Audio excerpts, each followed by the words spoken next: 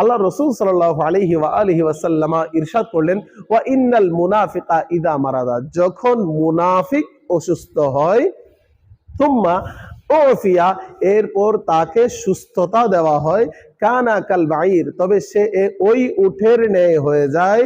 আকাল্লাহু আহলুহু, যাকে সেটার মালিকরা বেঁধে দিয়েছে, তুম্মা আরসালুহু,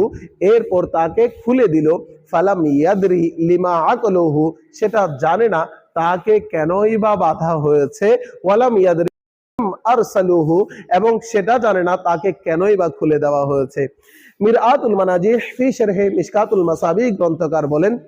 বরং অলস মুনাফিক এটা মনে করে যে অমুক কারণে আমি অসুস্থ হয়েছি এবং অমুক ঔষধ দ্বারা আমি আরোগ্য লাভ করেছি। উপকরণগুলোতে এমন ভাবে ফেসে থাকে যে, এবং উপাদানগুলোর মাধ্যমের প্রতি